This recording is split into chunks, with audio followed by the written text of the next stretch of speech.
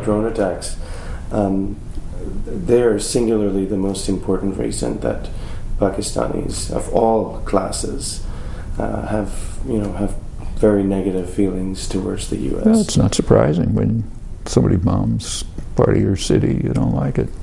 Yeah, so, I mean, there was a Brookings study that said that for every one of these so-called terrorists, they're killing 9 civilians or dying.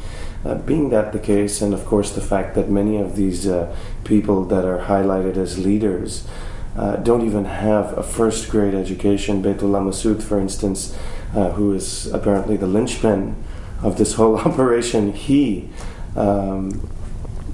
didn't have any education, so how difficult would it be to replace him? In addition to which, you have 9 civilians that are dying and their extended family, and how they get radicalized. What is the logic of this policy?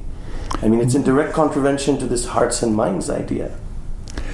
Well, I suspect that Abdul Haq was correct.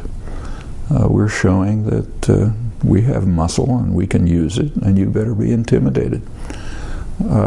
Actually, the whole policy of trying to drive the Taliban into Pakistan, which is the policy, what is this? I mean, we know what the consequences of that's going to be. It's going to radicalize the Pashtun areas of Pakistan. In fact, one of the great fears of people who think seriously actually was expressed by one of the former ambassadors, Pakistani ambassadors to Washington, forgotten which one, who said, if there's a link between Pashtun nationalism and the Taliban, we've had it. Then we're really in trouble. But the policies that are being pursued of trying to sort of drive Afghan militants out of Afghanistan into Pakistan, and drone attacks, which of course have the consequence you describe, that could be tightening that link. I mean, the Pashtun are not happy with the way Pakistan was formed. It was formed over their objection. They were overwhelmingly in favor of Pashtunistan, as far as anybody can tell, but the British wouldn't allow it. They ran a rigged referendum to try to back their out, and it's remained that way.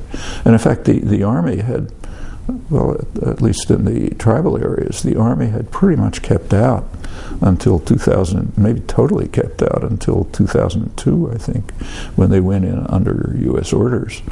Well, that was for U.S. purposes. You can argue whether it was right or wrong. It was not for Pakistani purposes.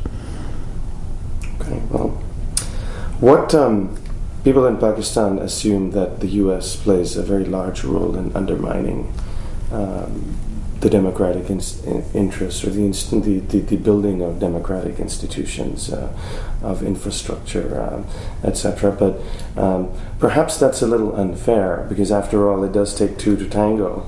So, what are Pakistanis in your mind supposed to understand about the way in which their governmental institutions and military institutions cooperate with the United States government to undermine them? I mean, obviously there's some accountability we must do on ourselves as Pakistan. Oh, of course. And that's true everywhere.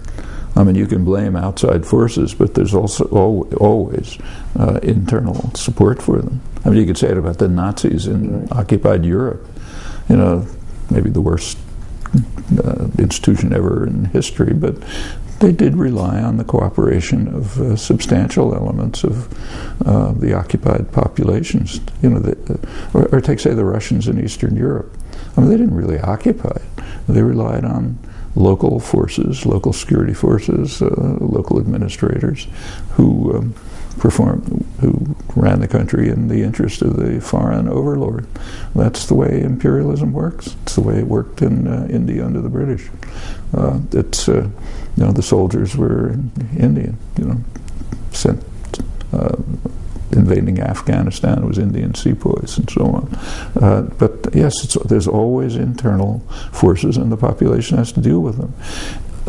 People ought to understand American policy, though, and it's not that hard to understand.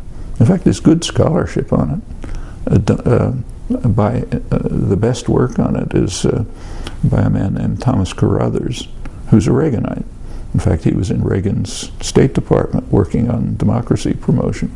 He was then the head of the Carnegie Endowment on law and democracy, and he's a strong believer in democracy promotion.